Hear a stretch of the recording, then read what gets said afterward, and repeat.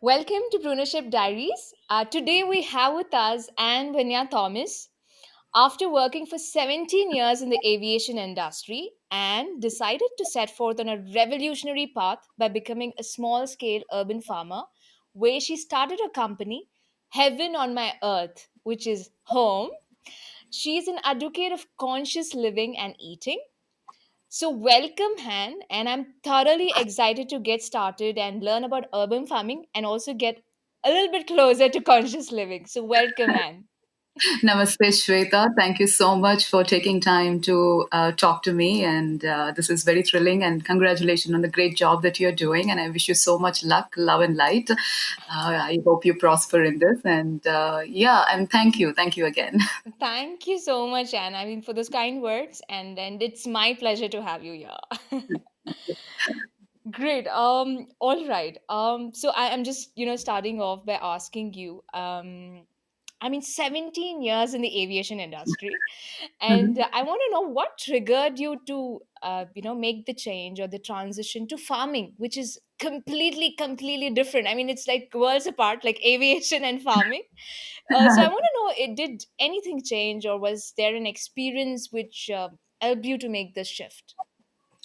So I think I was flying too much and I needed to be grounded in spiritual terms. Wow, so wonderfully said.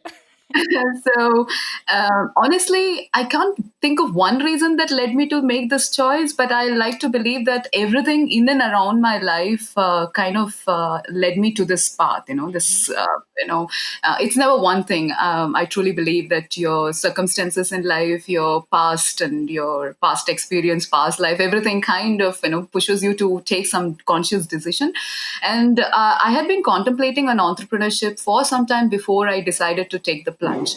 Like about a year or two, I was like contemplating maybe it's time to, I was going to be turning 40, so I thought, okay, it's if I do it now, it's now. Otherwise, it's never. And I have to give myself this chance. And yeah, once I made that decision, and I was done with my contemplation, then I did during this 2 years where I was contemplating, I did a lot of research. It wasn't yes, just jump in and you can do anything kind of a thing. And I did a lot of research, and I was convinced that agriculture is the way to go, and that's the one thing that can connect me to the nature, and plus to be grounded and all that. So one fine day in 2017 April, I resigned my well cushioned job, and the rest is history. So you can say there's a lot of spiritual element into it Mhm. that also guided me through this. And when I was contemplating, I did my inner engineering too with Isha. And the one thing that struck the chord was responsible living, and I realized that although I had this, I love aviation, all right. I Mhm. mean, I still, given a chance, I would still want to take that on a side and do it because I love airline industry. I've been grown in that. Right. But irrespective, I wanted something to own, something to bring off the ground, and with all these meditation and everything that I went through kind of led me to here. So that's the maybe a short answer for you. Wonderful, wonderful, and I mean, I know we all have that journey or a certain experience that we will want to make a change because Yes. something inside us has changed, and we want to give it out to the world. And it's so Yes. beautiful that you took that step, and you're just doing something amazing. And I think conscious living is something that we all need to probably adhere to and also try. I mean, of course, right away.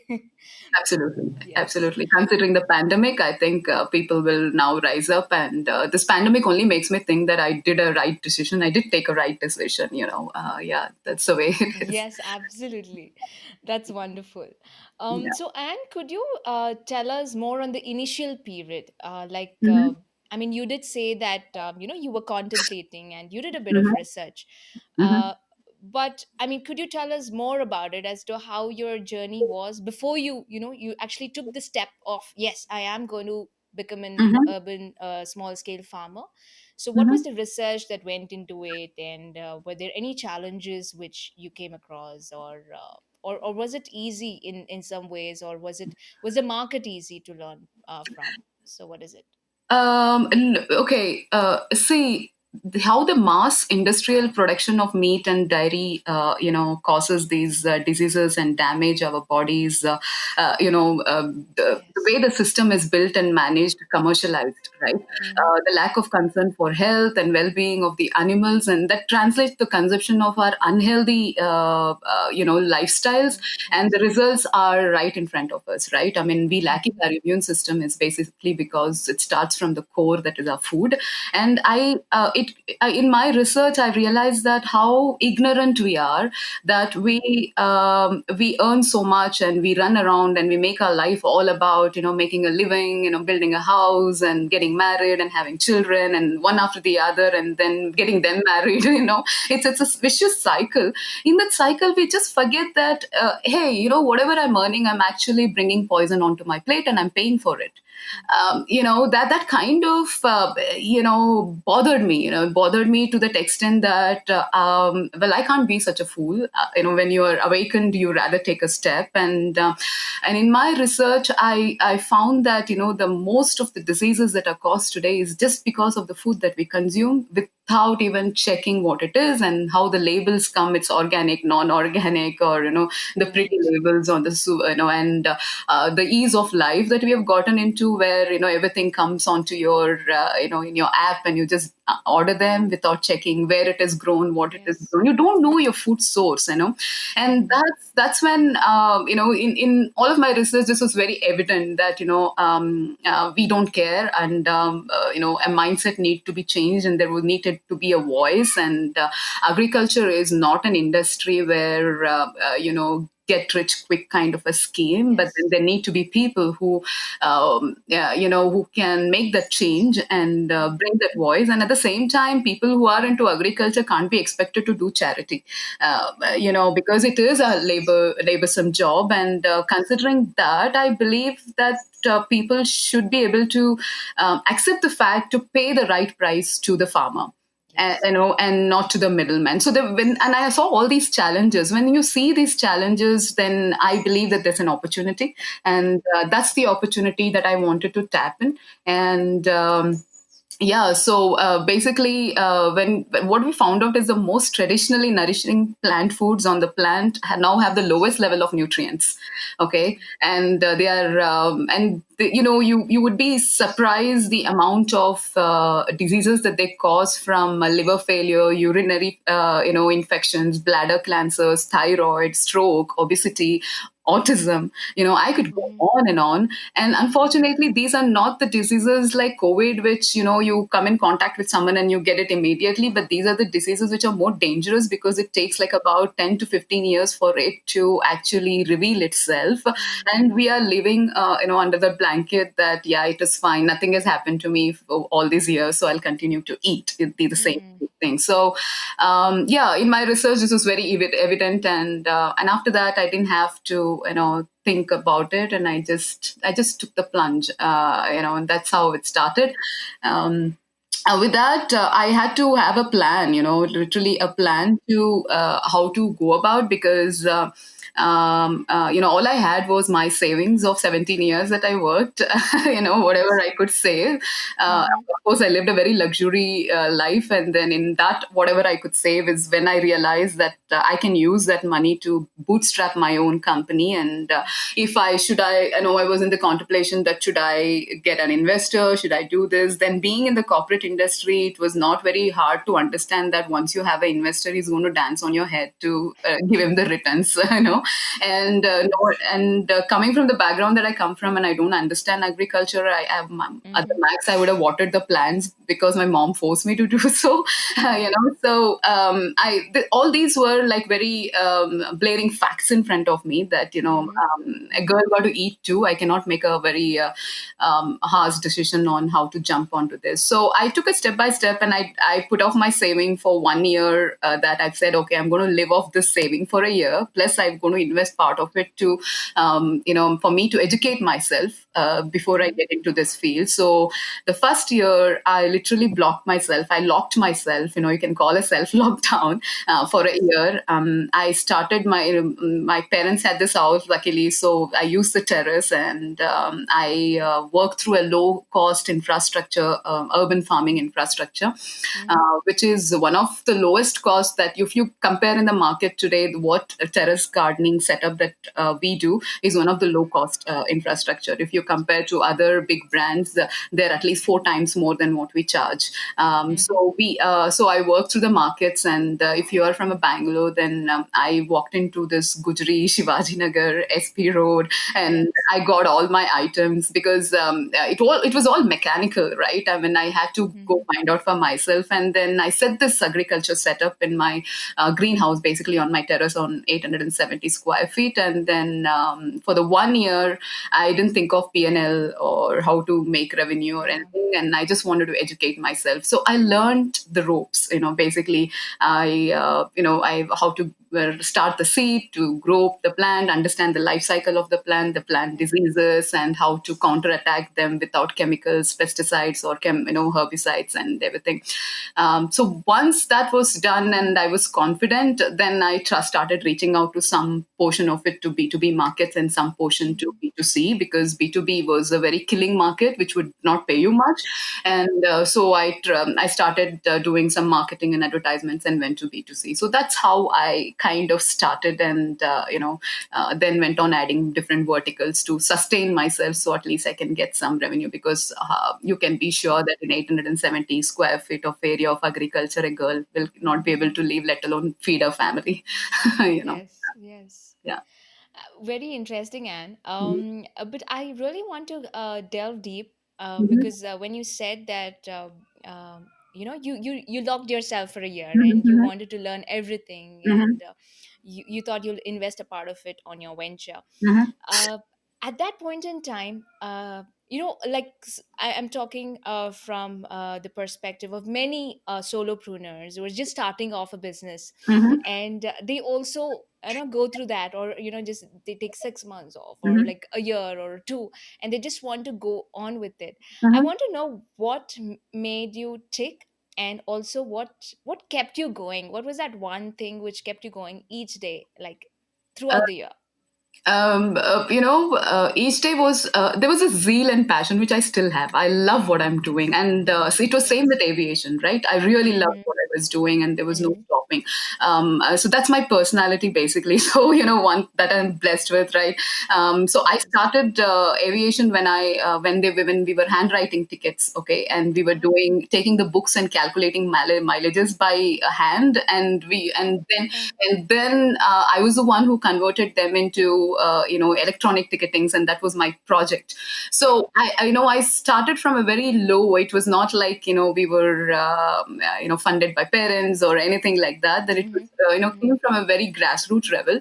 So starting something again never scared me. It is like I was like what is going to happen at the max? I have 17 years of experience. If it doesn't work, I don't have an ego there. I can say it didn't work. I'm going to go back, join the bad job back, and I'm still prepared for it. If it doesn't work anytime, it's okay. But then I wanted to give it a try. That was a zeal that kept Yes. me going. And the second thing that actually triggered me was that agriculture industry is a very male dominated industry. I mean, well, we have a patriarchal society, but then agriculture is very male dominated. And everyone who would come and visit my terrace over the days, because it was one of the kinds, and we were featured in many medias and articles, because you're a woman and all that kind of jazz that they put up the story on, and they did that. So most of the men who would walk into my terrace, they would ask me this question, which was I don't know, it just like what is that? Is this your hobby? Oh. Oh, yes. Yes. And I'm like, at one point, I stopped even telling them that this is a business or a hobby, because there is this misconception in our upbringing or in our business arena Mm-hmm. that if you run a business, it has to make crores of revenue, if not lakhs. right? Yeah. And my whole point being, if you start a business, if any one of us starts a business, it is for freedom, freedom of lifestyle, freedom of time, freedom of how much you want to earn. And if I don't want to, if I think I made the amount that I wanted to make in this month, then I don't need to work. I can stop the buck there and chill out, right? That's the Yeah. reason you're getting into the business. And so everyone had this male thing is all about numbers, right? How Yes. much is your turnover? How much is your revenue? But I thought the women work differently, and I wanted to bring that aspect that women work for passion, and they're very happy when they're even able to double the revenue of what they have invested. And I was only Yes. looking at that. I just wanted a sustainable, conscious lifestyle where I know that I can provide, I can support myself and my family, not to the extent that they are living a meager life, but then, to a decent life. And so, yeah. So all these kind of questions and this, oh, you cannot do it. I heard a lot of that. I heard a lot of that. And or you should have done this parallelly with your work. And I'm like, come on, dude. I mean, agriculture and aviation, you must be kidding me. You need to have your focus at one place to be able to even do something sustainable and potential to grow. Yeah. So, so these all things kept me like, it fueled my fire. It literally, it's like, yeah. And that's what kept me going. And to that extent, even my parents, they would like, you must be nuts. You are earning too much and you're now struggling for everything, So you get this constant thing. And I made sure that I had a wall around me, and I can still go Yes. and get it and do it. Yeah, that's the whole thing. Kept me going. Wonderful, Anne. I mean, I can so resonate with what you said, pertaining to, there are a lot of questions. I mean, either from your relatives, your Mhm. parents, or your friends, and people like, as you mentioned, I have also, got this question. Is it an hobby? Yeah, is it an hobby?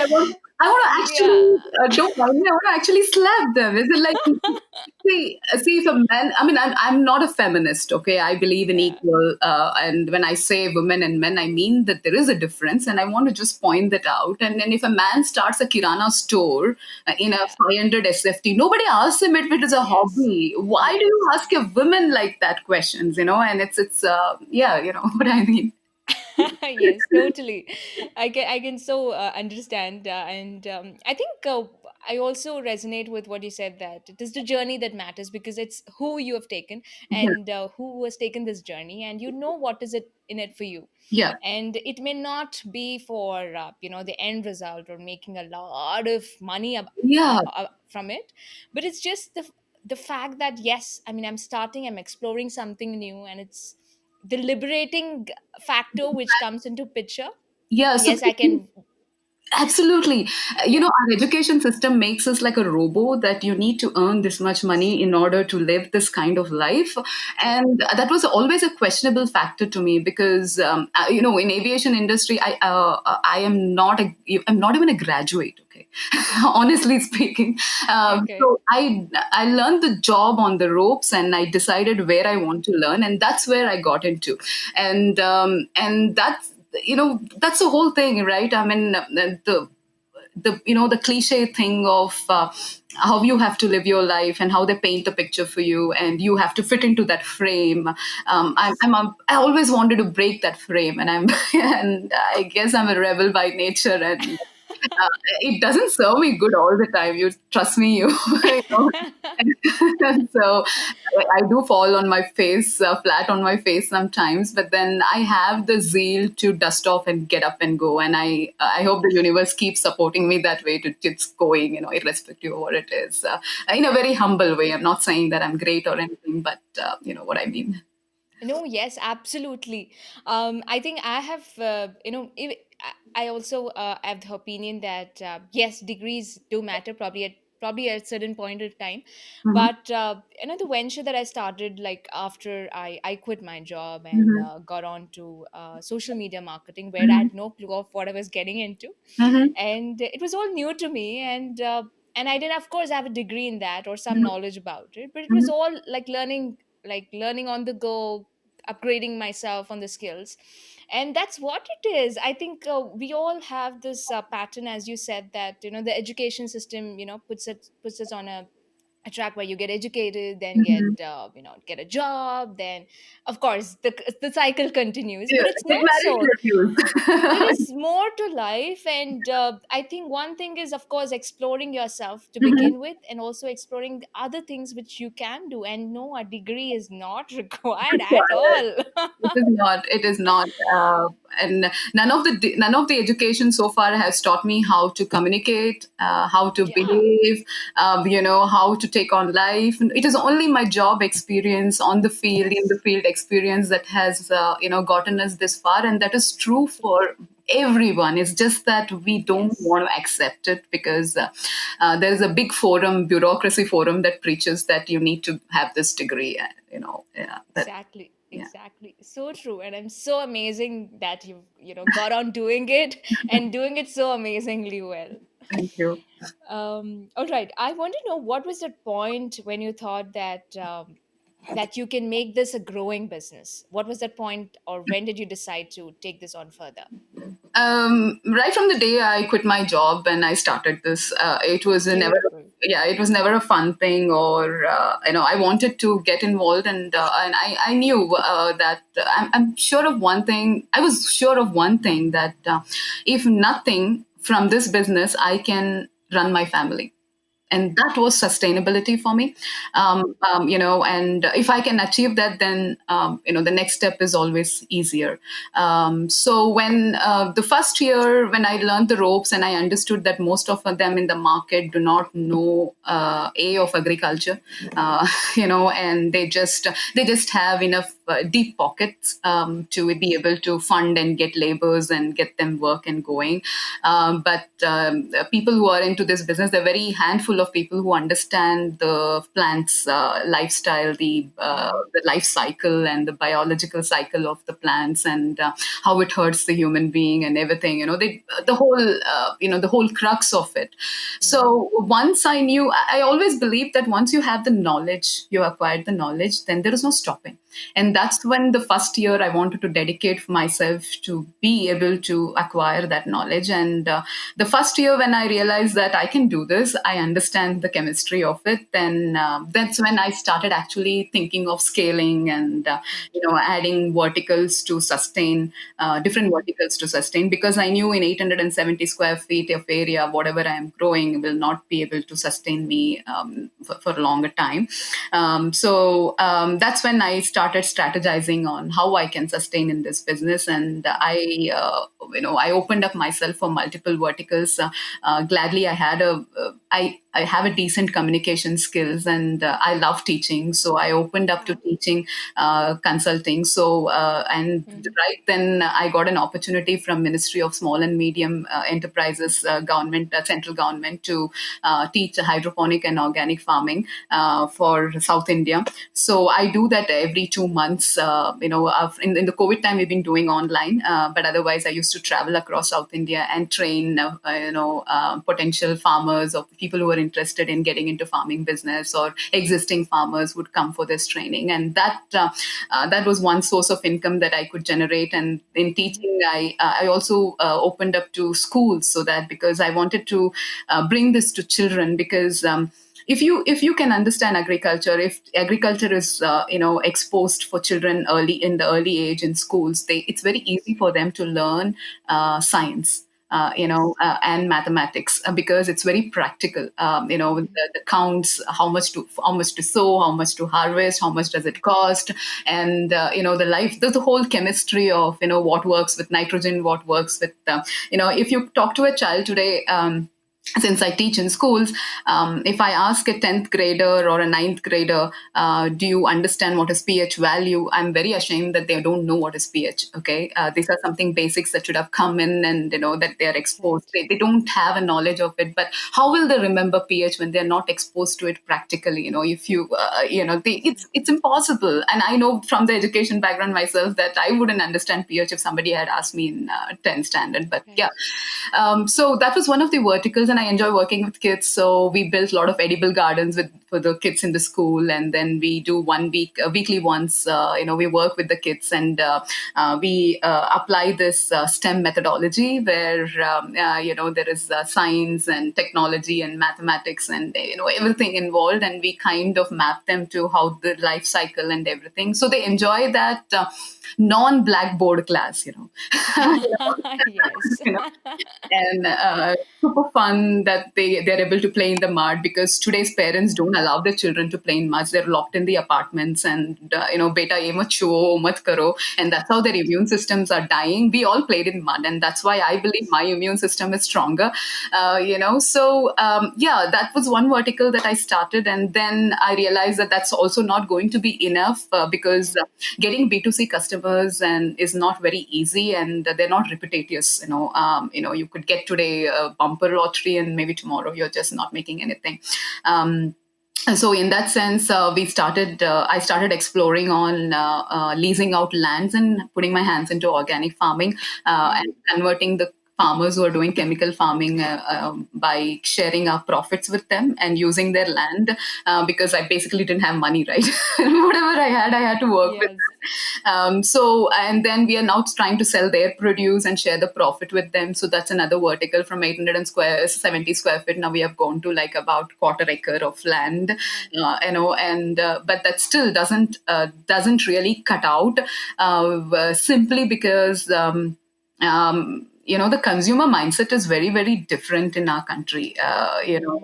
Paying for food, they would rather pay for an iPhone, but they would not pay for the natural farming or organic farming, and there is no way and can't blame the consumer also. For them, there's no way to know which is organic and which is not Yes. organic.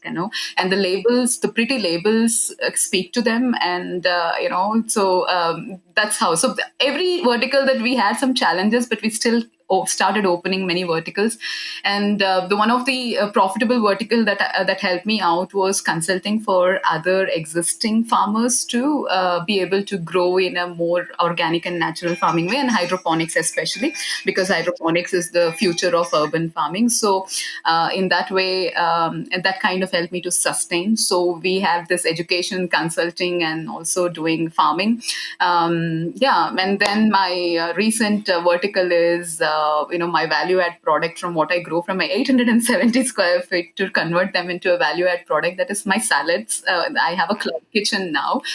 So we convert all our now I don't sell them to anybody, and I use them in my kitchen, and I turn them into a really tasty vegan and non-vegan salad. Absolutely zero preservatives, right from the seed till the time Yeah. even it is packed. It is biodegradable packages, and very consciously done.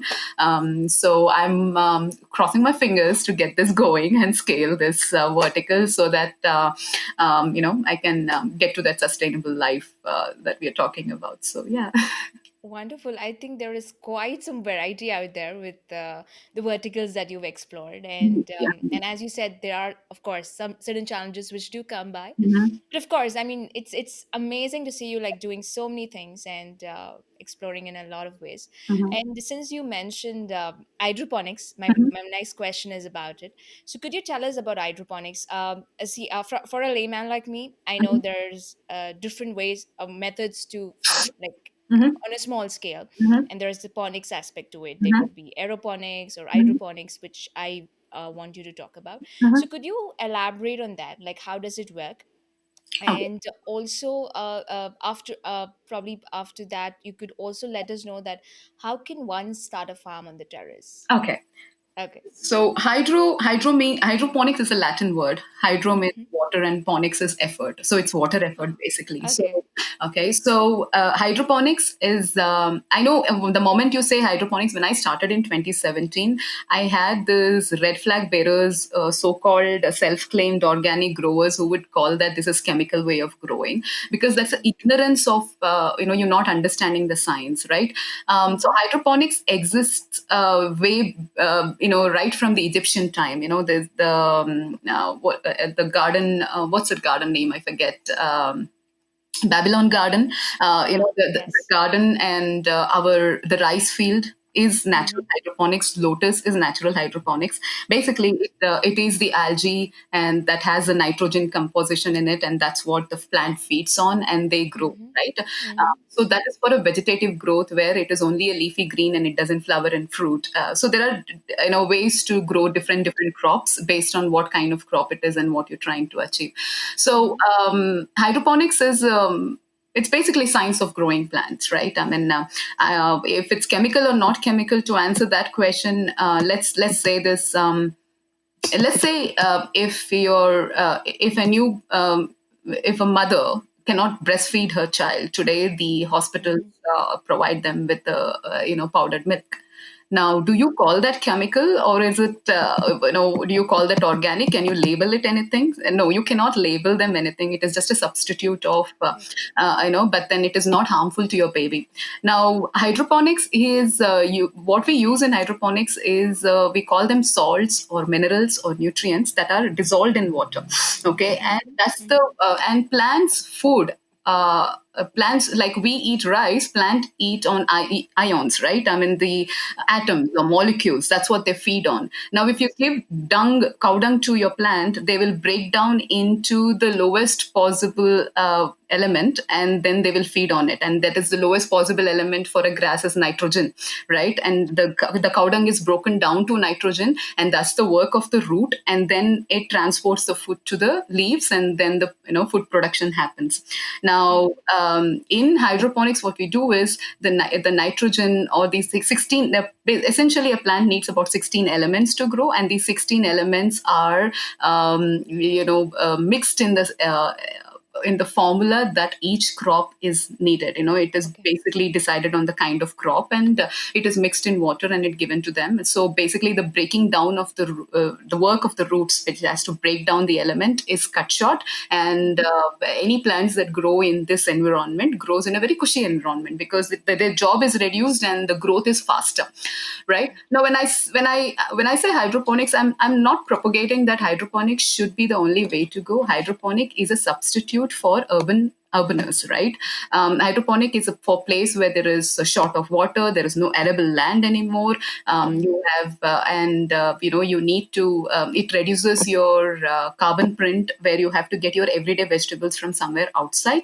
So there is a conscious decision here also to make, because you have to in this, the corporates and the big giants and the governments have to come and also classify this, how much of it can be done in hydroponics, and what, like your millets and crops, all those have to be grown in the field, so that they have a long shelf life, right? These millets and crops and everything, where the farmers can't lose, but at least the vegetables can be grown in urban areas, in your terraces, in your balconies, in most of the plots that you have which are unused, and Mhm.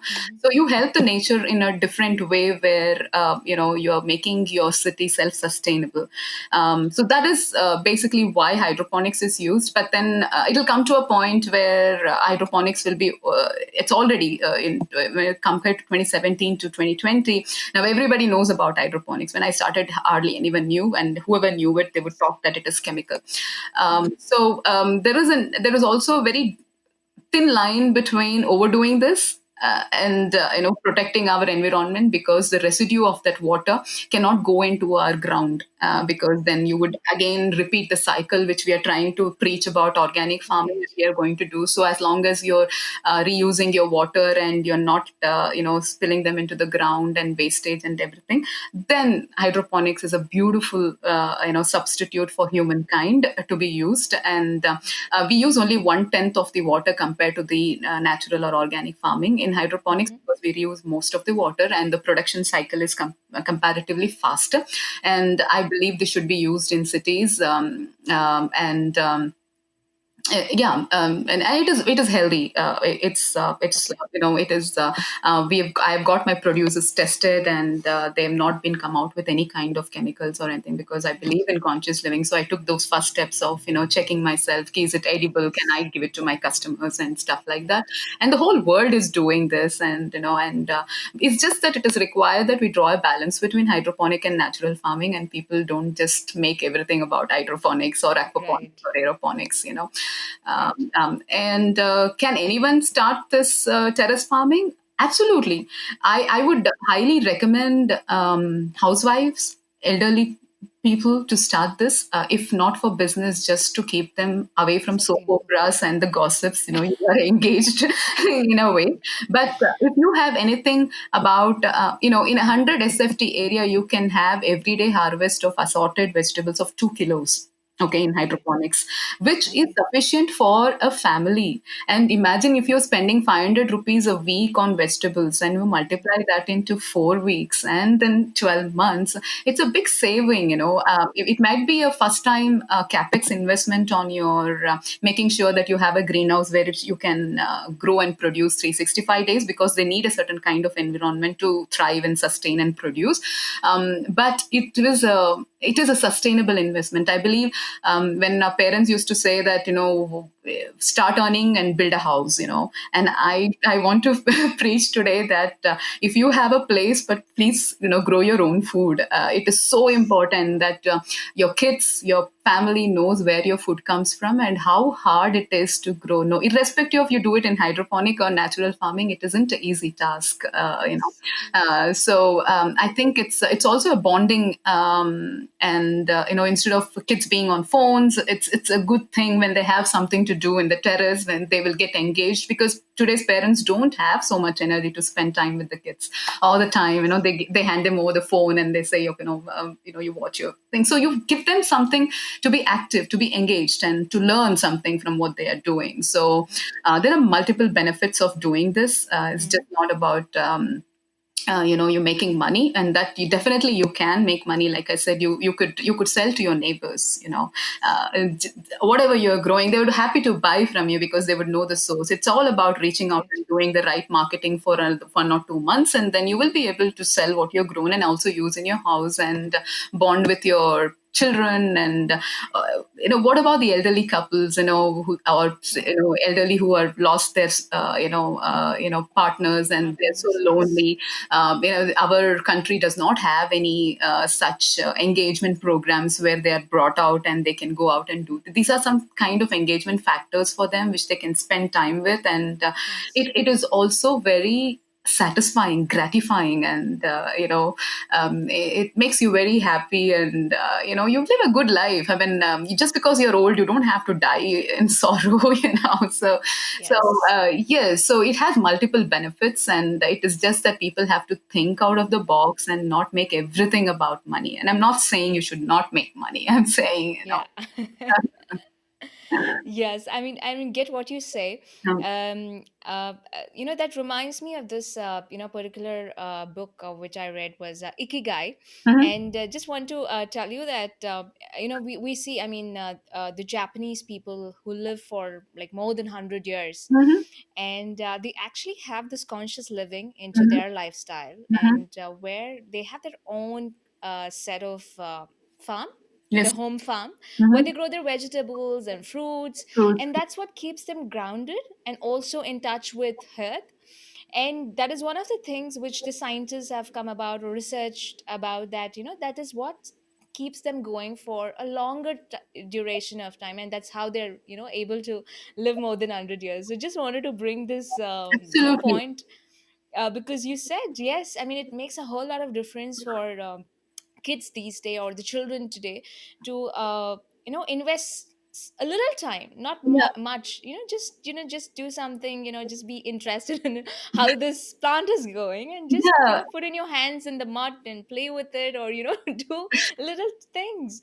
I think it matters a whole lot. Absolutely. uh, I challenge you to ask, forget the kids, any adult who is in any kind of corporate or any other job. yes. If you ask them, have you ever seen where the rice comes from? How the rice Yeah. is made? What is semolina? How is semolina or rava made? Nobody Mm-hmm. has these are basic things, right? And we are not taught about this in school, and we don't have to think about it because it comes packed and it is available for you. But this is the Right. basic. It is really, really basic, Yes. and Yes. somehow we have been fine tuned to not ignore the basic.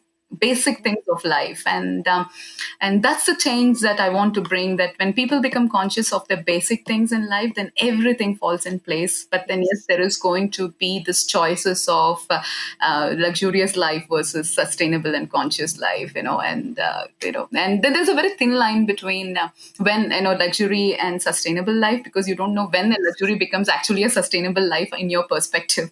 Right.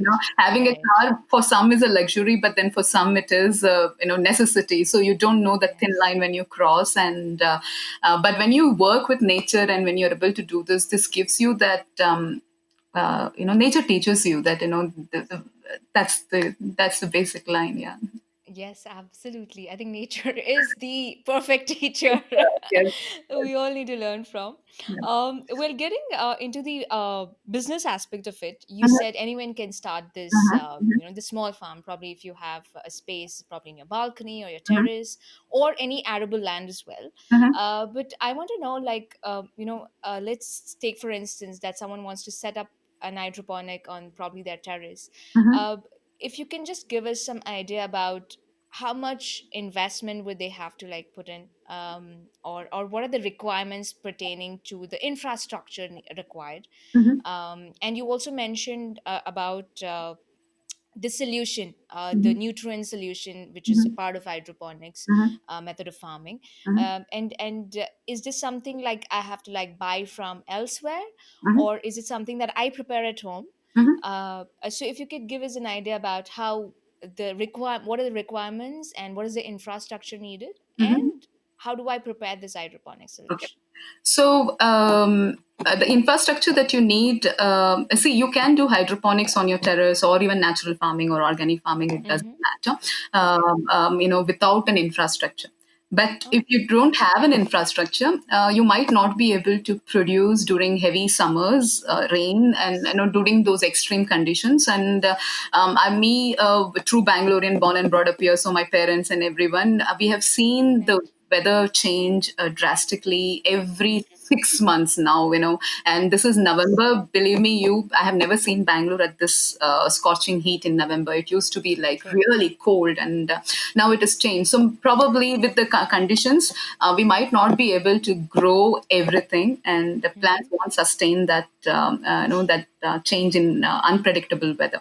So that is why you need a greenhouse. So greenhouse, I call it as an intensive care unit for the plants. So a greenhouse Yes. basically means that you're providing them with an environment where they can grow. That means that you're controlling the temperature, you're Mm-hmm. controlling how much of rainwater can fall in or not fall in, and the insects and the pest. So you're guarding the plants to the maximum extent in a greenhouse, and then you take, and that doesn't mean that after that the pest won't come in. It's an ecosystem, so you have to manage, and Yes. there are certain processes that you have to do. So in greenhouse, there are multiple ways that you can do. People do it in green shade net. Mm-hmm. You can do it with insect net. You can do it with Right. polyfilms and everything. But for a terrace farmer, you can just do it with a green shade net or an insect net or optinet. There are different kind of nets. Basically all these do is they come with certain percentage of sunlight they allow inside, and they cut off certain sunlight and this polyfilms and everything. They cut off the UV rays so that it is not too harmful for the plant. And you have different kind of these nets and gears and tools that you can work with to be able to produce 365 days. Now if Okay. you want to produce 365 days and you want to have a infrastructure, at the bare minimum, it should cost you anything between 250 to 300 rupees per square feet of area. Okay, Okay. that's the max that it should cost you. That is, I'm talking 250 to 300, inclusive of everything, like what comes into the, including your plants and your Mm-hmm. grow bags and your Mm-hmm. nutrient, your water, your drip irrigation and everything, except Mm-hmm. for if you want to line up your stands and if you want to add a stands to keep your area, that's something extra. Extra. Okay. Yeah, but then the basic thing can be done within 250 to 300 rupees per square feet. Okay. So anybody who can spend about a lakh and a half to two, they can for life yield, produce, which you can cut down on your vegetables cost from outside. And I Right. don't believe that's a bad investment at all. Yes. Okay. And nutrients. See, our market is such that India has a tod for everything. So anything that is good, you will also find A grade, B grade, C grade kind of Yes. version. So you have to ensure that you're buying a technical A grade nutrient or salt. Okay, there Okay. are many Mm-hmm. grades that come into this which are not to be used in your food, for the plant's All food. right. So there is also a technical grade, and it is called technical A grade nutrients that you have to buy. You have to ensure that it is, and so that you're not again top of it adding chemicals and these salts. See, basically these salts all come from the nature, right? Yes. The moisture, the nature, and it is not that something human has created, but in that there is a grade quality to process them, and you remove the nonsense that is not needed, and it is basically chemistry, right? Like I said, there are 16 elements, so these 16 elements need to be mixed in a certain proportion. For example, Okay. a boron for a plant is needed at maybe 0.001 mg. Okay, but Mm-hmm. the nitrogen is needed at the largest level. So they're divided into primary, secondary, and trace elements. So Right. based on that composition, there are people in the market who make these compositions, and then you can buy them based on that. You can buy it from online, or there are many sources. But then don't go and buy because it is cheap, because you're again getting into the Right. bad habit of getting into chemicals again. So these Mm-hmm. nutrients, you get them in powdered form, you get them in liquid form, and it comes with a label of instruction, just like your pharmaceuticals company give you an instruction how much to use, what to use. It depends on the vendor on their composition, because it is chemistry. So you have to follow those instructions. Mm-hmm. And the powdered form costs you cheaper. The liquid form is a little expensive because it is already in a mixed form, and you just have to add it into your water every day. Um, Right. yeah, and you can also do hydroponic in organic way. Like you can make panchagavya. Panchagavya also can be used, but then the problem with it is that you need to be able to make them in such volume, because you have to collect the dung, and you have to it's probably not sustainable unless you have dedicated acres of land to just to do this job. You can also use organic composition to make a hydroponic. So that also gives you this NPK value, the 16 elements. But then the best is to buy the technical A grade nutrients from the market. All right.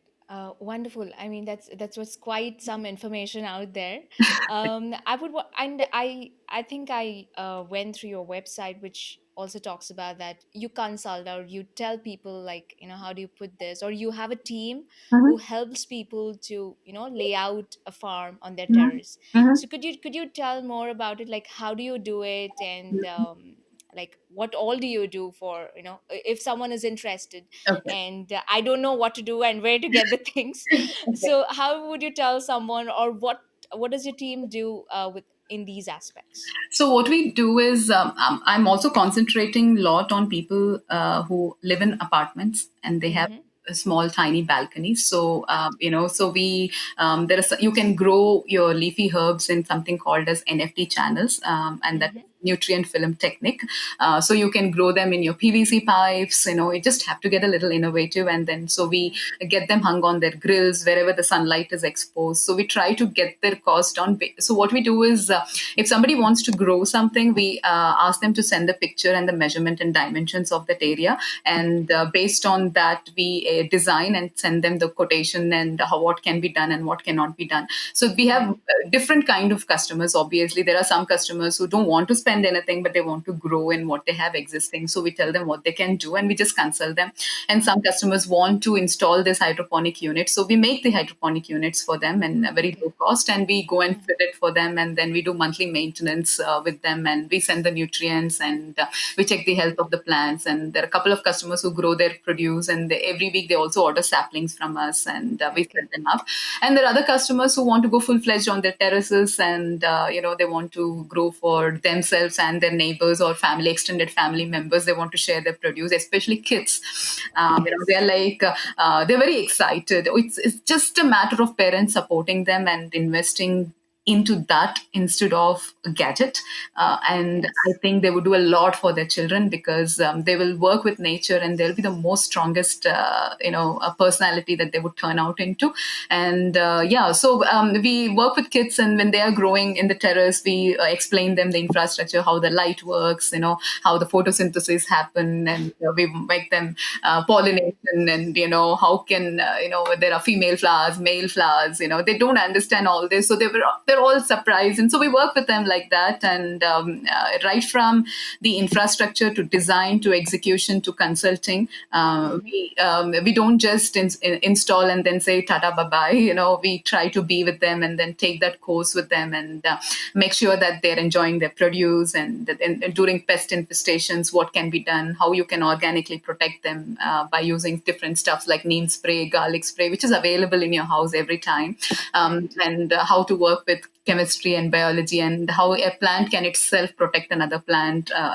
So all these kind of things we do with our customers, and that's what they love, because it's not like a one time zip it and you're done. So Correct. yeah, so we do Correct. everything right from start to the end. Yeah, and sometimes they want to sell their produce to us, and then Mm-hmm. if we have the demand, then we pick it up from them and sell for them, and then share the profit with them. Yeah, so yeah. Oh wow. I think for anyone who's listening to this and who want to grow their own little farms on their terrace or balcony, I think you should reach out to Anne, Evan on my earth. Probably you can look out into their LinkedIn or Facebook or Instagram as well, Yes, right? thank you. Perfect. Perfect. I think anyone who has this on the mind that I should grow my own produce, have my own vegetables Mhm. and fruits, just get right to it now. Yes, please. All right. So Anne, I want to know, you've spoken about farming as well. I know Mhm, you do have your hydroponics farm on your terrace, but there is also natural farming that you mhm, do. mhm. So could you tell us more about that? And also, I want you to let us know, what is the future of urban farming in India? Okay. I'll take that second question first. Yes. Urban farming, see, the UN report about in 2015 or 2016 says that Mm-hmm. 80% of the population is going to move to urban areas because of lack of infrastructure, or the economy wise, the ease of job, to urban areas, leaving their Right. villages. We already see that infestation. In Bangalore, we already see that. Okay, Yes.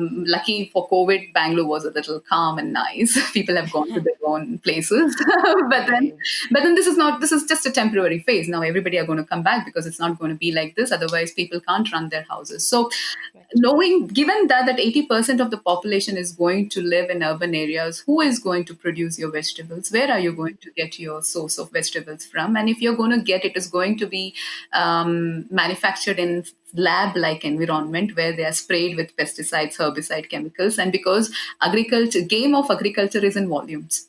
Okay, only Mm, if you produce in volumes, only then you can sustain. And when the problem with this, it is a catch 22. When you do in volumes, you have no choice but to spray chemicals.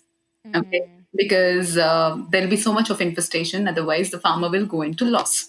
Now, that's how the chemical industry came into picture, that there is a certain percentage of chemicals that can be sprayed to avoid this pest, but then the farmer gets greedy over the time, because he doesn't get his price. So if you tell him to put zero point 0.5 ml, he'll end up putting 15 ml of the chemical. So the overdose happens, and he wants the growth to happen in 2 days. He doesn't mind that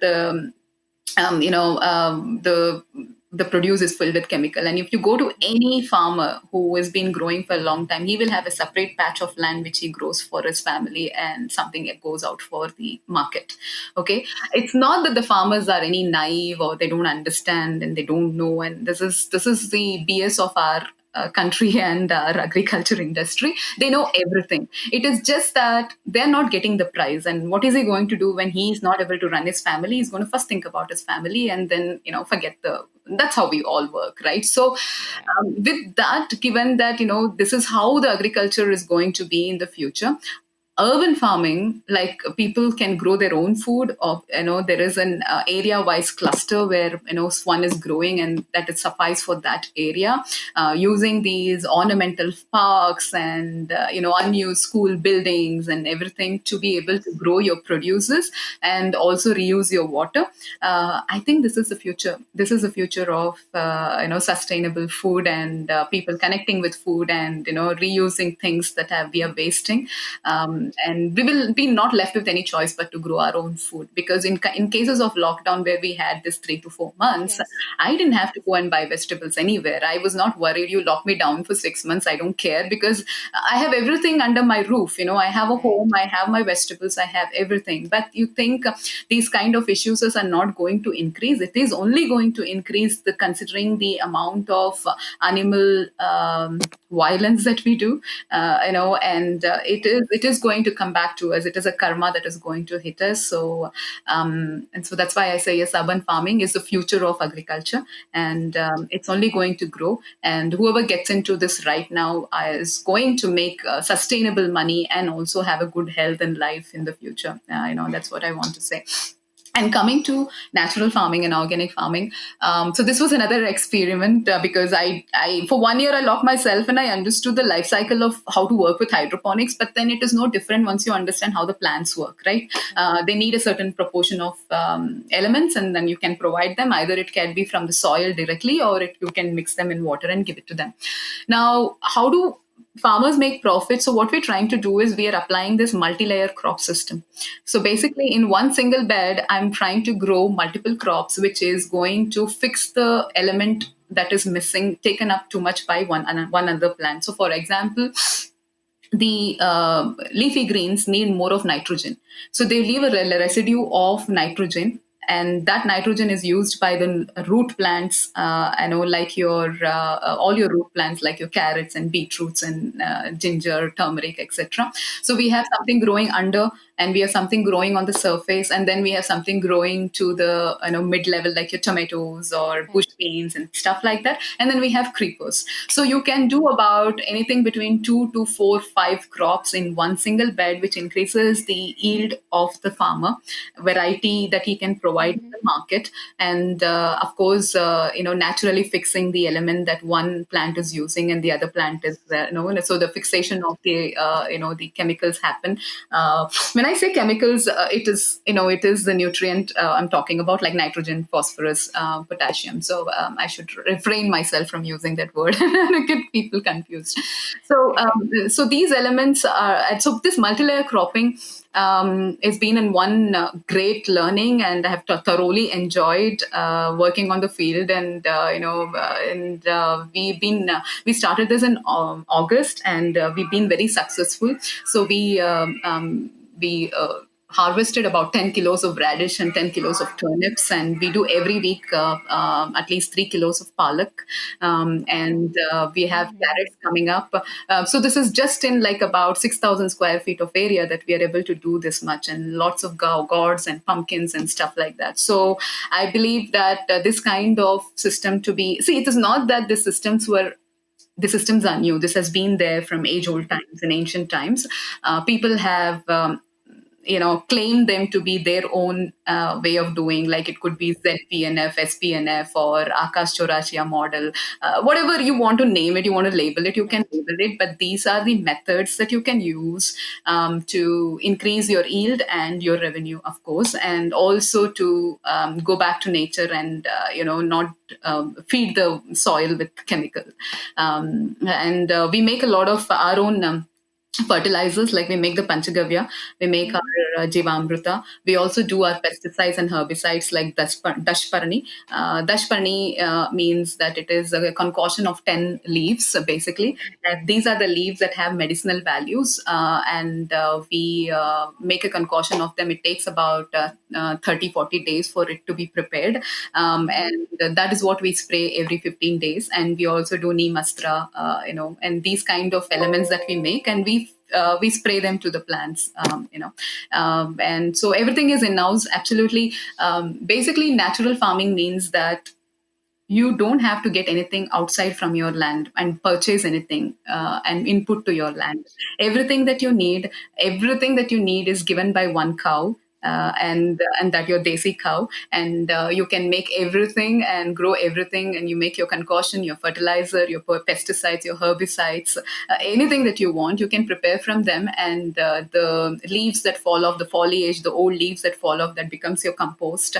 Mm-hmm. So everything that the land gives and the land waste is part of your growing pattern. So there is no way that and a farmer can go into loss if he is Right. using all these things that are available for him in the land. And that's what we're trying to teach the farmers. So we have converted one piece of land in the forest area of Ragihalli Mm-hmm. to a multi-layer farming, and we're very, very proud of it. And Wow. so we are trying to grow this and teach many other farmers and get Mm-hmm. them accustomed to do this kind of because we don't want the forest to be ruined, Yes. and so yeah. So that's what natural farming and urban farming is all about. Wonderful. So let me get this straight. So anyone who's interested in natural farming as well could also reach out to your team. Yes, yes, yes. Oh, We consult, and we okay. also we consult them how to go about this. Okay. And right from the infrastructure, you need some basic infrastructure so that Right. it sustains you for 5 6 years. Yes. So we consult them, we execute them, we walk them through, we handhold them, and we follow up with them every week to see how it is Wow. going. And we suggest them how to make their own concoction until the time they need us and they're self-sufficient. We tell them to work with Yes. us, and after that they can go on their own way, and we don't want to be burdened on them. But at the same time, this will help us, this kind of consulting helps Okay. us to sustain our own business. True. Knowledge I cannot be free all the time, and Yes. so I'm trying to capitalize on that. And yeah, Right. that's how it is. Yeah.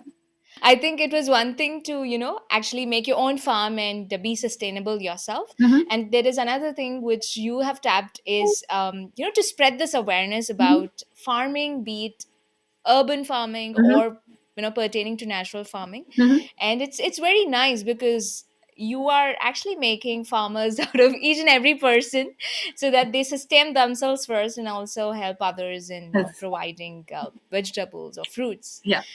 Yes, so that's wonderful. Thank you, Anne. All right. So I also had this question. I think I know you mentioned this Hmm. earlier, where you also teach kids or Hmm. children about Hmm. farming. Hmm. And I think there was something which I came across on your website, something to do with volunteer week. Hmm. Hmm. Uh, is it something? Is it an opportunity where someone can volunteer at your Hmm. farm? Yes. How does this work? So they can fill up that form and then let us know when they're available to volunteer at our terrace or at our at our natural farming sites. Right. And based on the work, the timings has to work because the farming can happen early in the mornings, and harvesting or anything can happen in little fourish, because the mid noon Yes. time you cannot work in the farm. It is just inhuman to do things. So Right.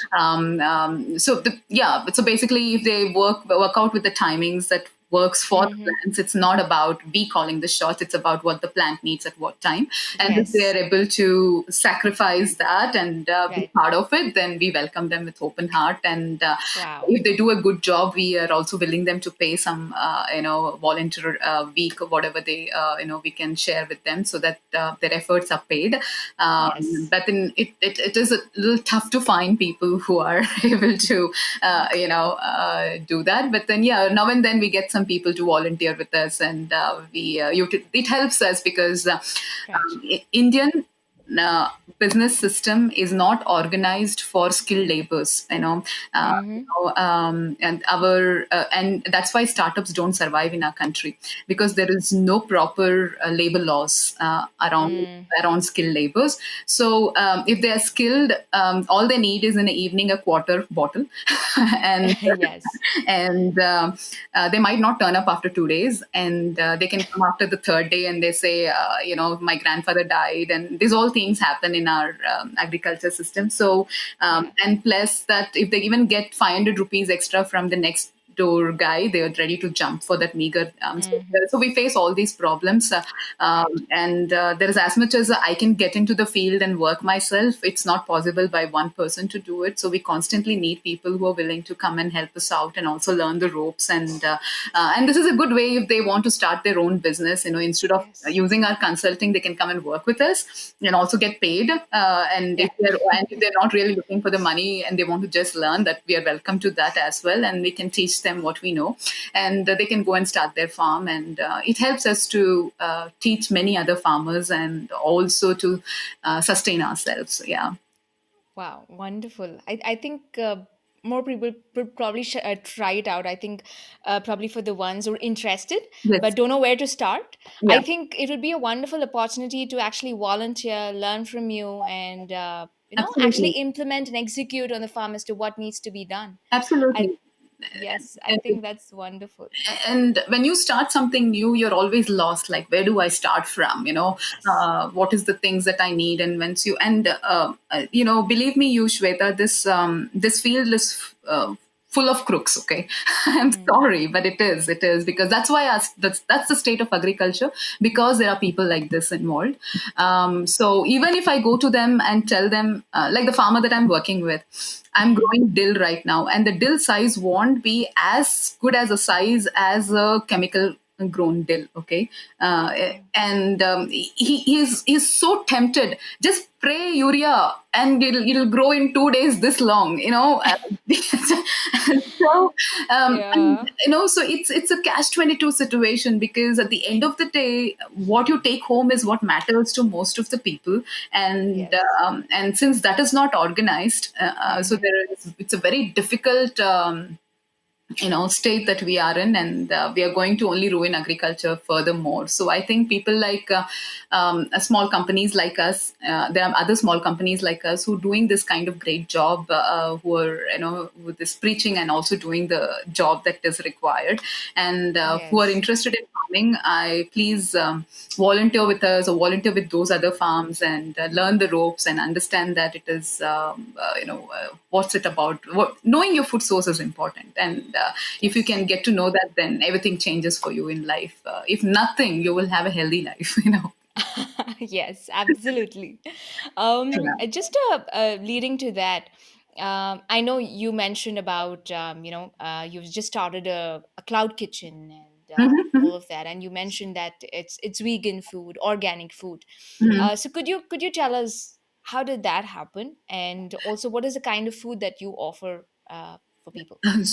So we have about a fixed 8 different menu items in our list, and Mm-hmm. one is we have a vegan based food, and we have non-vegan food too. There are, I mean, like your which includes your cheese and stuff like that. So Yes. everything that goes into the salad is grown in our farm, in our terrace, and we Mm-hmm. harvest them every day. We take the fresh produce. It is not like yesterday's produce, because a nutrition of any vegetable is Mm-hmm. intact only about 4 to 6 hours from the time you harvest them. After that, you're just eating basically the namesake vegetable. Yeah. So, keeping that into mind, I wanted to turn this. Actually, when I started this in 2017, my idea was to start a salad, restaurant from the produce that I've grown, because obviously Yes. I needed to add a value add product to this Mm-hmm. existing thing. But it took me 3 years to be able to understand the ropes, consistently grow, because you can grow once, but then consistently growing the same crop over and over again Right. without delay or without any reasons and excuses, it took me that long. And now that I know that I can produce this consistently and I can harvest them every day and use in my salad. So Mm-hmm. basically, we don't add any preservatives. We make our own dressings and sauces, from the basil pesto sauce, or it could be lentils, mustard sauce or tahini Right. sauce. All these, and they have high nutrient value in them. And our salads are recommended for post ops, wherever surgery, post surgery. These kind of people who are spending their money in the wrong way, I want to call them out and say, you just have one serving of this every night Mm. or in the morning or just for your lunch, one time meal, or even 3 days in a week, it is Yes. good for you because you're taking your carbohydrates, your fiber, your everything that you need. You cannot say that no carb food, no protein food, no this Mm. food, no that food. You need everything. You need everything in a balanced manner, and that can Yes. only be given through raw food. We lightly toss them. We use a lot of quinoa in our food to fill their stomach, and we also use couscous. Mm-hmm. And all the vegetables goes in, like about 10 to 15 varieties of vegetables go in a salad, and none of the salad companies in and around Bangalore had that many varieties of vegetables into the salad. And the leafy greens are very fresh. We had about 4 to 5 varieties of lettuces in it, and plus quinoa. And then we wanted to add something little filling to them, so we make this quinoa cake, and we make Ah. moong dal pesarattu dosa. I'm a South Indian, Oh. so I believe that South Indian food is the most healthiest food. Simply Yes. because we eat a lot of steamed food and we don't go for very oily food, Right. and our sambar and everything have a mix of vegetables, and Vegetables. Yes. our sabjis and all are not deep fried. We make with what we call as palya. So I'm Right. infusing those good habits of eating steamed food and raw food into the salad, and making an Indianized version, because our Indian palates seek spice and masala. So Yes. less the masala, but still the flavor is intact in our salad. So people who are salad lovers and who go to gyms, and who are into wellness and conscious living, Yes. this is a great option. And we are priced at 199 to 329 rupees for a large Mm-hmm. bowl, and I think it's a very decent price today Yes. compared to whatever junk we might eat, like McD's. And I'm sorry I'm calling out their names, but then I think someone has to, and then I don't. so Yeah. so yeah, so if you're okay to spend that for your kids and later also on your medical insurance, I would say Absolutely. no, this is a better option. Absolutely. I Yeah. mean, that's wonderful. There's quite a variety. And Mhm. I think for those actually who are looking out for this kind of food, I think should surely check it out. Yeah. And I think I will check it out for sure. Please do. Please do. Yes, thank you for that. And I know you mentioned conscious living. So I Mhm. want you to let us know what is your perspective of conscious living. And I want you to tell us how has it changed your life? Oh, drastically. The first, I mean, I can't say that I don't struggle today. I still struggle today because, getting used to luxury is very, very easy. And Yes. going backwards is 100 times harder. Mm-hmm. Being in a business, it always means that one day you're a queen and the other day you're zero, because the revenue keeps changing. And based on that, your lifestyle also changes. So you have to decide on a life where you meet the means, Mm-hmm. and I think once you get to understand that, I you can make the decision that I'm going to make my life, to meet the means and also enjoy my life while I'm at it. Mm-hmm. Then I believe, and I truly have the faith that universe provides you, Yes. when you set your mind on something, and the intentions are right, everything comes to you. It might be not in your time, but it Yes. comes to you. And I have seen that miracles happen with me, because it's just not I'm just not, it's just not a story, but then yes, it is, it's a truth with me, and conscious living is hard. But then once you get into the practice of it, like it's like, somebody going to having a disciplined life, yoga or meditation every day in the morning. Until you begin, it's a problem, but once you get the taste of it, then you yourself get up and go and do it every day, because you see the results and you see the effort of it. And with Yes. conscious living, my excess of shopping, branded clothes, the gadgets and everything. So I have the bare minimum. So I need a phone, I have a phone. I need a car, I have a car. And do I have to travel today using the car, or can I skip and go in bus today? Those are my conscious choices that I make every day. So it's really not about saving money, but then it is about how to utilize our energy, in and around, how much electricity you use, how much water I use, all these factors comes into your conscious living. Is like, and that Mm-hmm. once you have that, I think, For some time, it's going to be hard. I'm not going to lie, but Yes. but then you get used to it because humans are very adaptable creatures, right? And we get used to it. And then I'm not complaining. I'm not complaining with the lifestyle that I've chosen. I do have a good life, and I get the vegetables that I'm growing, and the food is served, and yeah. So yeah, that's conscious living, to be able to care for your nature, care for your neighbors, care for the what nature provides you, and conserve them for our future children.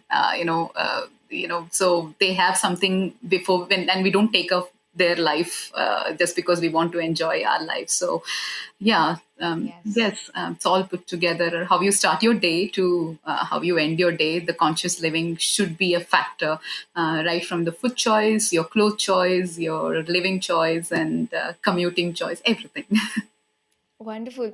I can also relate to this because what you mentioned, that you don't require a lot many things. It's Mhm. just about going minimal, the Mhm. minimalism aspect, Right. where you just have what you need. Mhm. It could be, you don't need a whole lot of clothes. I think the pandemic has taught us that. Because it's like, why do I have to like shop just because I'm like not keeping, Yeah. like not feeling good? Yeah. It's just you just consciously decide, okay, do I need clothes, or do I need a pair of clothes? That's when you go buy. But if you don't, I mean, if you have a lot many, then just don't. So Yeah. I think, as you said, it's just these little things which matter, right? From the time we get up to the time just about leading a day with Mhm. whatever little or whatever is required. I think Required. it's just beautiful. Yes, I think more people should try this out, and also it should become a way of life, is all I hope. Yeah, it should become a way of, and with agriculture, I can't really be dressed. I miss dressing because that's a woman thing, right? you know. Yes. So yeah, so that also, the kind of job you choose also makes you choose your lifestyle also, right? I can Yes. be in my PJs and just go to the field and work, but Yes. then sometimes the Yes. corporate work demands a little bit of polished look, and I'm not saying you should not, because most of the time in Right. corporate world it is by the looks that you are so Yes. yeah, so you have to be conscious about where you're going, what you're doing, what is needed, what is not needed, what is that I want to achieve. And as long as Right. you're conscious about that fact, I think you and me and everyone on this earth deserves to have a good life. Yes. We don't have to Yes. struggle. We don't Yes. have to feel that pinch of not having something. Right. And But with conscious living, universe gives you without asking, because your intentions are right. So true. I know. I can actually feel it. Even with what I'm doing, I think it's little hard to like actually pinpoint what exactly that is. Mhm. But yes, I think when you actually cater to others people's needs, and Mhm. you want to do something, or something which could be beneficial for others, Mhm. I think the universe's bounty, and it just lays out beautiful things at you. Absolutely, absolutely, it does.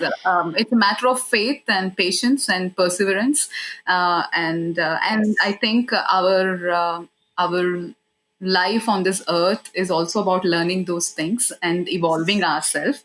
And Yes. it is, see, either you put yourself for a test or the universe puts you to test. So now you want to be kicked by someone else to get going, or you want to kick yourself and get going. You want to be on a self start or not, is the question. And Yes. I believe with the conscious living, it's very important that people move towards meditation, move towards yoga, and get their life a bit perspective about what is needed and what is not needed, and living a Yes. wholesome life.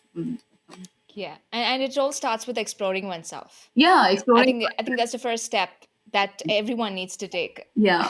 And the first step that I want to tell them, even if when you're listening to this podcast, is the first thing that you want to question is, where does your food come from? And what are you paying for?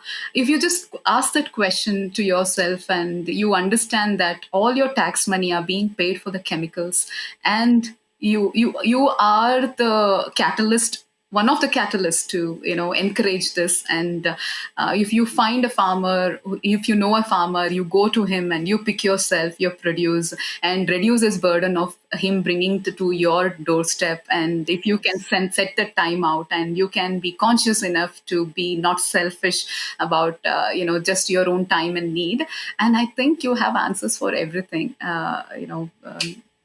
Yes.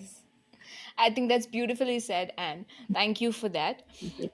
So I would like you to say, I mean, if there's anything to say to the aspiring urban farmers, what would you like to say? Aspiring urban farmers, this is not a field for get rich quick kind of a scheme. Okay, if you want to be in urban farming, a few things like if you want to be a doctor, know how to cut a person. So you learn the ropes and spend Yes. some time with someone who knows it. Take some classes, courses, experiment in your yard, and see if you can grow few stuff by yourself, and then take it step by step. And if you're ready and you're trying to take a plunge, it is always good to consult someone and Mm, go ahead in this market who has been in there. People, I see that the aspiring farmers are ready to pay for materials. Like, if somebody says, hey, this costs this much, okay, I'll pay and I'll get it, because they're feeling that there's an exchange of material, but then they don't want to pay for knowledge. But mm, that is what is going to take you far. So it's just not us, but then there are a lot of other consulting, people who do, and they don't charge enough money. Get to them and talk yes. to them and understand what is the need of the market, which crops can be grown, how you have to change the crop rotation, and what's the market value of the crop, how much can you grow, and where can you sell. All these are need to be, you need to have a research on that, and you just can't go that with a blank head in your mind that Yeah. I have this much money and I have this much land and I want to grow something doesn't work. So do your bit of research, do your bit Right. of consulting, and if you find someone worthy of, pay them for their knowledge, and hire them and use them. Yes. And yeah, and over the time, because agriculture is going to be the future of any country, over the time, you will make money, and you will never be in a loss. That's something that I have understood, that nature gives you back.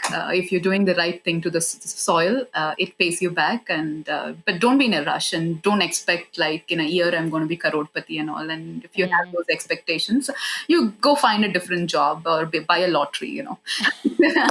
So your risks are pretty much the same, but then don't get into this field. This is not for you. I don't mean to discourage them, but then we want as much as good doctors. We need good farmers with a clear intention, right? And Yes. and so this is only for people who have clear conscience, and they want to live a sustainable life and happy with what they're earning. But then I'm not saying you can't make money out of this place. You can make enough money. You just need a bit of Mm, planning, mm. and you need to have execution in place. Planning and execution go hand in hand, and if you can do that, you can make money. But then with the right people, and right knowledge. Yes, right people, right intention first and foremost, Yeah, and the right people. yeah, Yes, yes. that's Wonderful. I mean, that was just clear and crisp. Mhm. And I just hope all the aspiring urban farmers out there to get into, if they have the intention for this, I think they should and they will get into it. Yeah. Right. So, Anne, I know we have spoken about conscious Mhm. living and yoga and meditation. Mhm. So, I would want to know, yes, I mean, considering the pandemic that we're in, well-being is of utmost importance for anyone. Mhm. So I want to know, what do you do apart from work, and what is your workout routine like, or what do you do? Okay, so my workout routine has been disturbed because I go to the farm field in the morning, and it is a bit of a laborious work. So I kind of skip my yoga sometimes. I don't Mm-hmm. do it on a regular basis, but I know that my body is getting the regular exercise, and I bend and I Yeah. carry things and do a lot of stuff. So, but Yes. I compensate that by doing a lot of meditation. I can't go a day without meditation. So I spend a lot of time, my waking hours in meditation. I start my day with meditation. Um, Mm-hmm. and whenever yeah, my routine is like whenever I'm confused, whenever I have to make a decision, I go into meditation. So that's Yes. pretty much it. But if I don't have a field work day and I find myself I needing something, then that's a day I explore on yoga. But then that's something Mm-hmm. that I want to change and make this as a routine and a disciplined Yes. routine, which I am missing right now. But then yeah, that's my routine.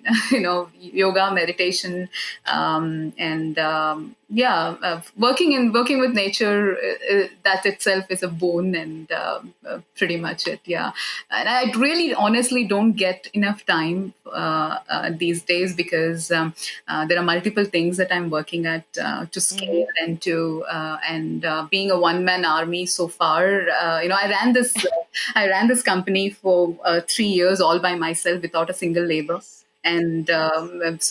and when the third year, December 2019, is when I made a partnership firm and I registered my company.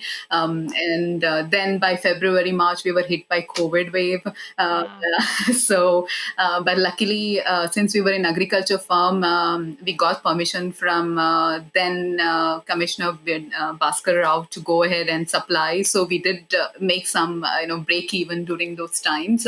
Right. But with the kind of verticals that we have added, it's very difficult for me to find some time for myself at this juncture of where my business is standing. Right. And Right. I'm hoping to wrap that up soon and get to that place where I have a dedicated time for myself, and then get into more of meditation. And probably I want to do Vipassana, which I've been contemplating for a long time.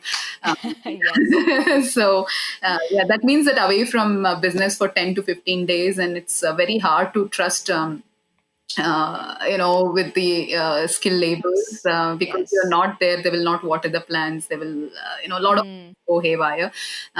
So yeah, unless that is settled, and I'm waiting for that to happen, and then I want to go into a bit of more spiritual path of, finding myself and what next. Yes, yes, absolutely. And I know you mentioned meditation, and I know, I mean, even when you're not making time for Mhm. anything for yoga, but you are making time for meditation, Yes, I think that goes a long way.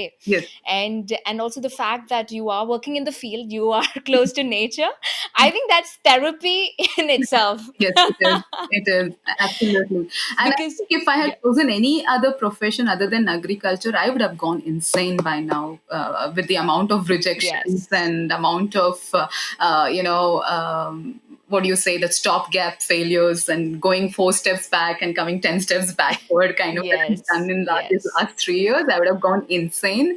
But I think I want to believe, Shweta, that this is a well devised plan by the universe, and I'm just an yes. executor. And I have responsibility or a karma to give back, and I'm just doing my bit. And in that due course, I ask the universe that he provides what I need. That's about it. Yes, and I mean, at times we do not need to ask it all. I think it just Yeah, comes. it comes. Yeah, it does. It does. It does. There are times it doesn't happen when you're panicking and when you doubt yourself, and you can't help Yes, with the kind of people that you're surrounded. You end up doubting yourself. true. Yeah. So those times it gets delayed, and then you're to be blamed. But yeah, that's your learning again, right? So, Yes, it's all the workings of the mind. mind. But I think when you start doing what needs to be done, I think everything falls into place in a Yeah. very beautiful way. Yeah, so I really take Great. one day at a time, one day at a time. So and Yes. so anyone who asks me what's your turnover, what's your revenue, are you minting money, I just smirk and I just walk off that place, because that is yes, I want to make my business grow. Yes, I want to make the revenue, and Yes. but then it is not in the terms of what the superficial way of living, but then in my terms, in my numbers, Yes. and I have a number in my head, and that's about it. Yeah, Yeah. exactly. Cool. All right. I mean, thanks for that, Anne. So we get to the last section, Okay. which I call the Pruner Spotlight section. Okay. So I'm just going to run you through a few questions. It could be on the personal level or the professional level. Mhm. So you could answer to me in a word or two or a couple of sentences. So it's left up to you. Mhm. Okay. So do we get started? Yes, yes, yes, Okay. yes. I think I know the answer to this already, Okay. but what is the one thing that motivates you to go about your day? Motivates me to go about the day is One thing. um, just the passion. I guess it's undying passion for life. Actually, it's not for agriculture. It's just not for aviation, but an undying passion for life. That you have something to learn every day, and you have something to give every day, and at the same time something to take from the universe every day. And yeah, that keeps me going. And yeah, that's pretty much. Okay. Wow. Wonderful. Okay. Any person Mhm. or book which inspires you or who inspires you? Autobiography of the yogi. Yes. There is. I think so many people are touched by that book, and Yes. honestly, I haven't finished that book. Okay, because Mm-hmm. every time Mm-hmm. I read and I have to take a break, and something happens drastically in my life, and then I after I have attended to that, then I come back to it. Yes. So, and I believe books come to you for a reason, and they touch your lives. And if you can be the change that it has spoken to you, then you are the miracle that God made you on this earth. So yeah, that is one book. And there are many books actually. Mm-hmm. And that one book has literally kind of makes me wonder, is like, can I get initiated like that? Yes. No, can I do a samadhi where I can choose when to go? Can I? Right. That's kind of a question that I always have. So yeah, that's a book. And currently, I'm reading a book. I want to show you. This was given by. Yes. This is called Youth Power and the Power of Ideas. Ah, Okay, okay. this is a book given by the Ramakrishna Mission Mm-hmm. Guruji. He runs that in Ragihalli where we are doing this farming. All So, right. so he gave me this book. So he takes care of the 16 villages in and around, and he wants them to go Mm. organic, and he does all that. So Okay. that's the book, and this is there's a foreword by Narayana Murthy in that, and Mm. it's pretty interesting for children and youths, and coming Yes. out of this robotic mindset of education and doing Right. something different. So yeah, that's a book that I'm reading currently. It's interesting, and if anybody wants to get read that book, then you should, if you like that. Yeah. Yes. I mean, I also like the autobiography of a yogi, Mhm. and I think anyone can read it, and anyone. I mean, they should read it. I think it's not about some voodoo things, Yeah. but it's basic. It's basic, and it's so beautifully articulated in the book. Yeah, I think anyone and everyone should read that book absolutely. with no biases and mind or no judgments. I think everyone can read that. Yes, yes, and it is a very simplistic language. You don't need, Yes, not heavy vocabulary used, and you're right. very simple. And it is really the questions that we have every day that is Yes, being put forth there, and yes. to deal with. So yes, that's a great book to read. And anybody who wants to be an Great. urban farmer, please read that book. Oh yes, I think that should be the first criteria. Okay, read that book and then come to me. Wow. All right. Okay. So hypothetically, Mhm. if you turn out to be the richest person in the world tomorrow, Mhm. what would you like to do? Or would you continue to do what you're already doing?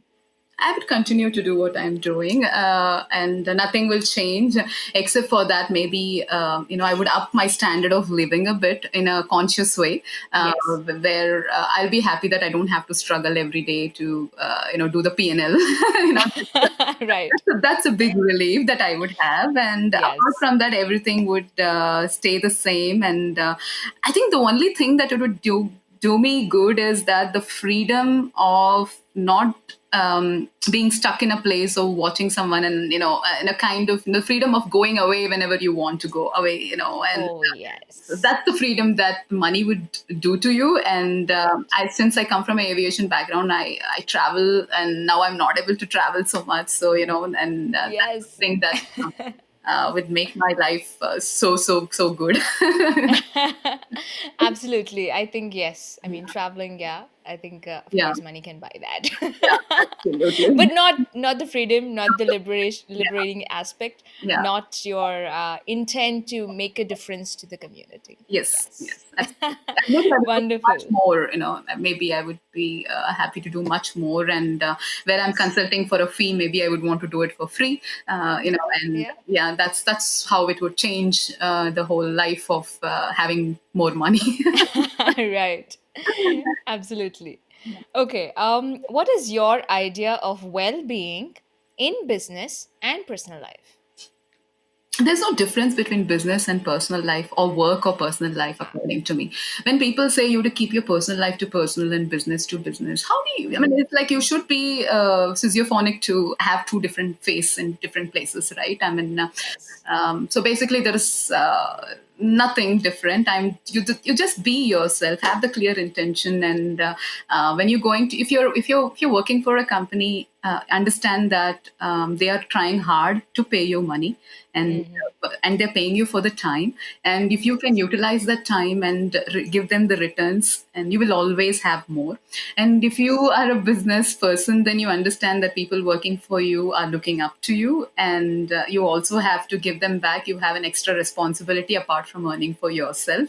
And how is it different in your personal life? You have your parents looking up to you, you have your all the people looking up to you, and it's just the same equation. It's just that in one person maybe you are intimately connected, and the other way you're just doing business. But that means that you do your work and go back to your respective places. So as a individual, as a person, nothing changes. It's just about how you are interacting and how you're engaging with people. And once that changes, I guess the whole essence of living a conscious life, and doing what you like, and you can only like what you do when your surrounding is good, right? I mean, Yes. be it business or be it family, it doesn't matter. If you have a family which is an unhealthy family, it also has a problem, and all that Yes. is in your personality traits, and so. Yeah, there's nothing different. I find it has to be same, except that your intimacy factor changes. Yes. Yeah, that's pretty Yes. much, yeah. You know what? I am so overjoyed because I've just been there's it just came to me like, you know what, there's nothing like work life balance, Yeah, that really but when you said that, okay, you know what, there's no distinction, it's all the same. And I'm so living in my life at that point in time where I've just realized, you know what, there's no this and that, is just this. You yeah, enjoy what you do, you just do what needs to be done at that point in time. yeah. And it does not matter to me, okay, that I am giving this sufficient amount of time, a particular block of time to work, and then I give the other block of time to personal life. No, that does not work. Does not work. I mean, how your mind doesn't switch off and switch on, right? I mean, if it's like you Yes. want to buy grocery for the home, it is not a switched off thing in your head. It is there, Yes. but you have a Yes. dedicated time for it that you have set apart because somebody's True. paying for that 8 hours, so you should not misuse that time to do grocery shopping. Yes. And so, how do you separate these two things? Is just by time factor. Yes. Apart from that, you are just the same person doing everything, multitasking, and women do it better. So, Oh, yes. yeah, You're great, so and I mean, I'm just so overjoyed that you said that, and I can so truly resonate with you on that. yeah. Thank you. Thank Okay, you. what is your definition of success? What does success mean to you? Gratification. Okay. Okay, that's Perfect. that is all it is. I mean, even if I had millions of dollars, or like the way I was earning in aviation industry, I had a very Mm-hmm. good job, and I used to be paid to fly in business class and paid for in five-star hotel and everything. Right. That was not the gratification. The gratification was creating an application which makes a customer's journey easy. It makes it digital, and those kick, that you get Right. from creating something out of nothing. and Yes. and again, agriculture is creating something out of nothing. you know so that gratification, once you have that gratification, I guess success should be equivalent to gratification, and everything else is a byproduct. Money is a byproduct. The materials that you buy from it is a byproduct, and everything is a byproduct of your success. But then, if you don't have gratification, then and I guess you're losing the whole thing.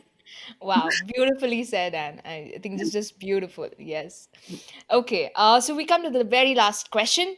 Mhm, So, what is one takeaway that you want to give the audience, mhm, especially to those aspiring, budding entrepreneurs or solopreneurs, or mhm, who actually want to, leave a secure job mhm. and get to exploring themselves on a journey or business that they always wanted to do? So, what do you want to say to them? Have a plan.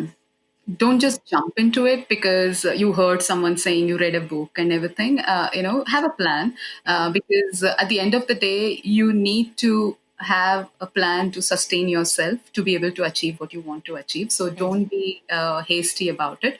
Do your research, and keep some savings aside. And if you think you are not very sure about managing that, then for a while do double jobs. Set your business and also work along. That doesn't work for me because I'm a one. I Yeah. have to complete Yes. to it to do it. Right. But if you can do it, nothing like it. And I wish if I can do it now, because now I know how to work in agriculture a little bit, so I can take another job, and that's always open.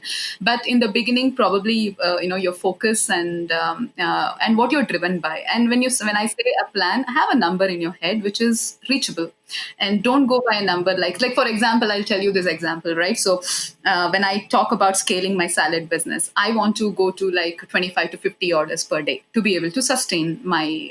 employees, my kitchen equipments, etc. Now Hmm. when I speak to some usually males, okay, male entrepreneurs, they're right off the bat, their question is, do you want to scale to 100 and 200 per day? It's like, dude, let me get to 25 to 50 to even talk about 100 to 250, because that's Yes. how the male brain works. And it's Right. not differently. I'm not talking about male and female. I'm telling how we are wired True. in this True. perspective. So you have your number in your mind based on what you can achieve, and based on what is in your hands, right? I mean, you cannot have these numbers based on, okay, see, that business is doing so very well, so I can have that number. It's not Yes. like that. So you need to have a number that you want to achieve and go after it. Hmm. And rest will be like, once you reach that number, scaling is not a difficult task. But then have that number based on your own capabilities, and not driven by the market, not driven by the turnover of what top 50 companies claim to be and everything. Right. So yeah. Right. So one needs to have their own smart goal, like Yeah. something specific, measurable, time Measurable. Yeah. bound, and realistic. And yes, Realistic. Yeah. yeah. Okay. All right. Perfect. I mean, thank you, and thanks a lot for this. Also, how can one reach out to you? They can reach out through my website, www.heavenonmyearth.com. They can also email me on ann.vinya@heavenonmyearth.com, and they can call me on my number. It's always published in all the websites. and I have Okay. and I have my FB page, Heaven on My Earth. I write a lot of blogs on them, and my journey is actually there. So they can read them through, and yeah, that's how they can reach out to me. Beautiful. And I will surely leave these links in the episode description. And one thing which I mean, since you were talking about your website, Mhm.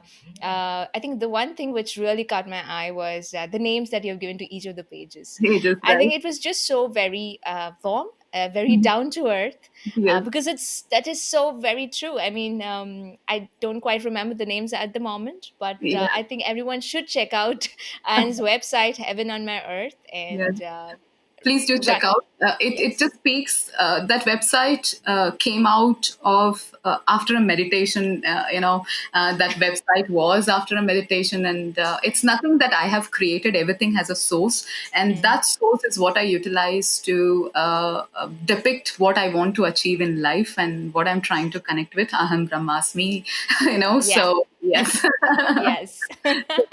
It's basically the seven different course of life that we go through, and yeah, so that's pretty much it, and Yes, that's fun. beautiful. I think it just brings out what you're going in your life, Mhm. the inner journey, Yes, and that's what you're putting it out so beautifully. yes, thank you, thank you. Wonderful. So, yes, I mean, thank you, Anne, again for being out here and sharing your amazing and inspiring story. I'm sure your journey will help people live more consciously, or at least take the step of, leading a beautiful and a conscious life. And it's again, and the amount of work that you're doing is like commendable. Thank you for that. And it's again, and I would like to wish you all the best for your future endeavors. May you scale your business even more and reach out to more people, and more we have urban farmers Thank you. with every on every street, hopefully. Okay. Thank you. Thank Thank you you so so much. much, Rita. Thank you for having me and taking this time out to, and thinking that I'm worthy of this interview. Thank you so much. And the people who are listening to this podcast, the one thing that you can do for people like us who are striving to make the change is audit from us, and so that we can do more and we can teach more farmers and turn them to be an organic farmer. So help us to sustain, and if nothing, go to and order your salads and for your diet's sake, and reach out to us. And thank you for listening, and thank you for this time. Yes, thank you so much, Anna. And I'm sure the listeners out there, I think they just have to, pick up the call and do it, or just get or get to ordering, or Yes, just reach out to you for yes, the consulting. yes, yes, yes, please do. Wonderful. Thank you so much again. Thank you, Sweta. Thank you so much.